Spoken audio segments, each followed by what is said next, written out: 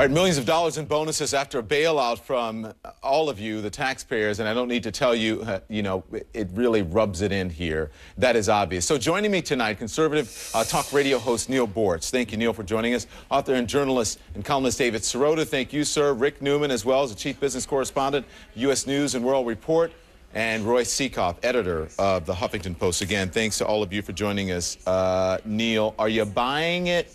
No. That he didn't know what the language was and no one stuck this in? Do you think it was put in there on purpose? Okay, he's a politician. They lie. You know, I am so uninterested in the role Chris Dodd played. What bothers me here, and I've never been more afraid for our country than from this idiotic little brouhaha we have going on. Well, why do you say it's idiotic little brouhaha? Because this is 9/100ths of 1% of the bonus money. But I mean of the bailout. 9/100ths of 1%. I see David shaking his head. He's in the monitor next to you. David, yeah. You don't believe that. Everyone's saying, you know what? We need to stop focusing on this. It's only a drop in the bucket. But every little drip, doesn't that fill the bucket? Exactly. And there's two things here. Is first of all, since when did $200 million become no big deal? Well, now, wait. Hold on. When Chuck Schumer a couple of weeks ago said we don't need to be quibbling about 200 when government spends it on some pork, Chuck Schumer says we don't need to be quibbling over $200 million.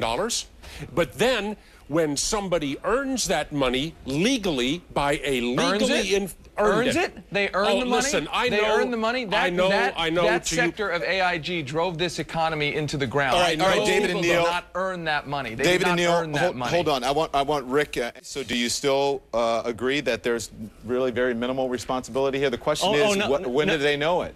Oh, not at all. Not at all. I mean, Geithner is coming out of this looking very bad. You know, you ask in the piece who dropped the ball. Well, Geithner's dropped more balls than a drunk juggler on this one. He's been in it from the beginning.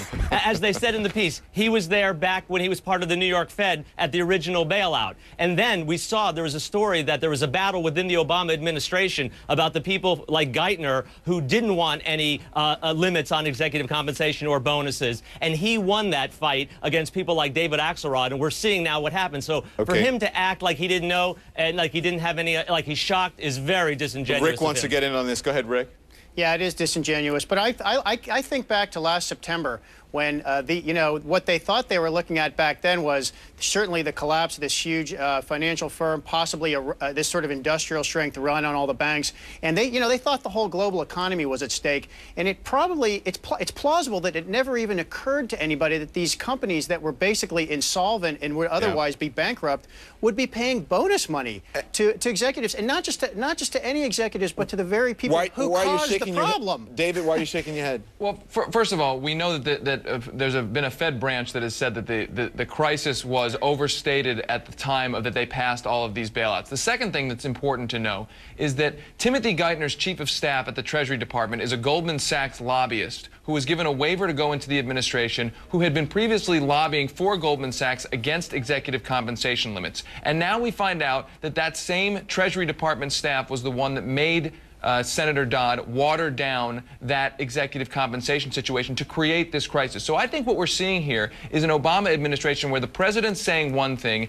and his administration of aides are doing another thing. Are you saying that they watered it down to create the situation on purpose? No. What I'm saying is that the president has said one thing about being tough on executive compensation, and the people he's put around himself are Washington insiders and Wall Street insiders who are doing exactly the opposite of what he said he wants done. And David, when I was about to as I was setting up the Geithner sound bites there, it seems like you were in disagreement about whether or not Geithner what he knew and when he knew it. What was that about? Well, I think that Tim Geithner knew about this. One of two things is going on. Either Tim Geithner's lying or he's incompetent. There was a January 23rd Bloomberg news piece, excuse me, January 27th Bloomberg news piece that said that these bonuses were going to be paid out. So for the Treasury Secretary to come before the people and say that he's not reading business news is absolutely absurd. Either he's lying or he's incompetent. I got to move on, but real quickly, because I want to get Neil. I'll get all of you. Do you think that he didn't know or he's not telling the truth? Just one quick point. This is opinion. Timothy Geithner is a willful, conscious tax cheat. Why would anybody be surprised that he would lie? You know, the biggest problem, Don, is that he's opened the door for conservatives who were against all caps on executive pay to suddenly become born-again populists, you know? They're storming the barricades. They're so upset. And that is the height of hypocrisy, and that's what Geithner's allowed to happen. They're now taking pot shots at Obama, saying it happened on his watch. Rick?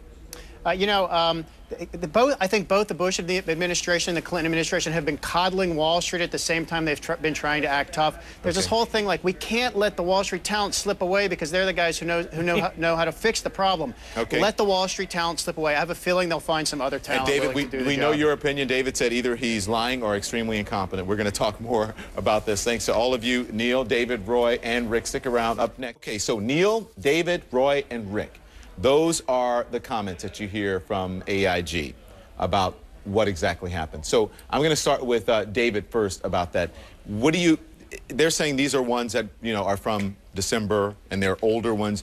Did we know that to be true? And can we trust that at this point? I don't think we can trust anything coming from AIG. I mean, they're trying to clean up their image.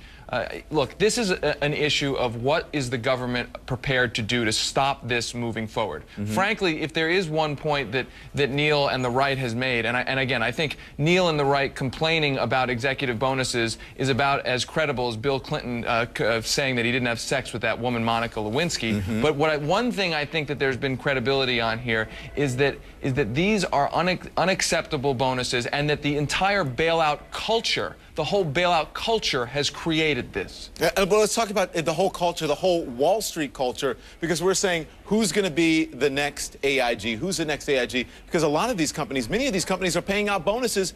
They're just not reporting it, and we haven't heard about it. So who's the next AIG? Well, Don, we already know the answer to that question with regard to bonuses. It's Merrill Lynch. We know that Merrill Lynch's bonus pool was $3.6 billion. That's 20 times the amount that we're talking about with regard to AIG.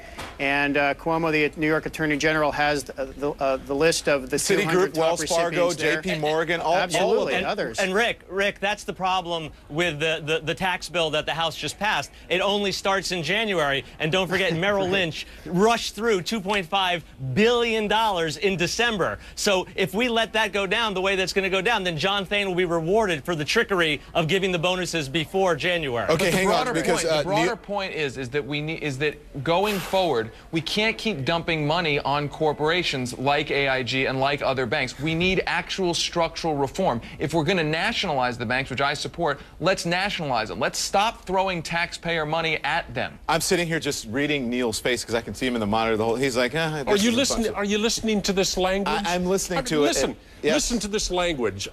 That when a company pays a bonus pursuant to a contract, it's trickery. I can't wait to see that little blog on the Huffington Post. It was a fraudulent contract. They were supposed to be paid in January. They were supposed to be paid in January, but when they knew they were going to merge with B of A, he rushed them out. You know what, Neil? Was the trickery. I have to say, that's what trickery was. I see the points on both sides here because you don't. This, I mean, is it setting a bad precedent? We're going to talk about that a little bit later. Well, can I say something about Rick real quick? I think it was Rick that said, and I want to approve. I want to support his stance. I think from now on, and we've learned this through practice in this country, everything that the private sector says is a lie. Everything that government tells us, it's the truth. Let's just go on that policy from now on. Rick, did you say that? No one's saying that, Neil. No one's saying that. No. And we saw that Chris Dodd just proved that wasn't true. And we saw that Tim Geithner said that wasn't true. No one's sitting here saying that everything the government says is true and all business is bad. Roy, let me ask you a question. Hey, guys, hang on. You have to ask him a little more. Hey, real quickly, I don't know, how much time do we have, Emily? We have 30 seconds. I wanted to get some of the responses in here. One, which was I thought was really important. Why are AIG bonuses causing such outrage? We loosened this shadow banking credit default swap FIN system on the world. Well, then why such controversy then, David? That's the whole point, is that we've created a culture that says it's completely okay to turn the financial industry into a big casino that pays out huge bonuses paid for by taxpayers to the people who caused the problem. And Neil's laughing. You want to talk about these contracts? I'm laughing these because you're contracts were asinine, fraudulent. okay, these David? That's why contracts I'm were laughing. fraudulent. But, these contracts, I mean, Neil, we are expected to believe that the government can't invalidate these contracts, but can go into GM and Chrysler and invalidate contracts for union Okay, workers. David and Neil, hang on. David and Neil, hang on, both of you. Neil, I mean, you can disagree with his argument. I don't know if you can call the man asinine or call him names. I can. I mean, you can disagree with me, yes, but certainly I can call him. Hang on.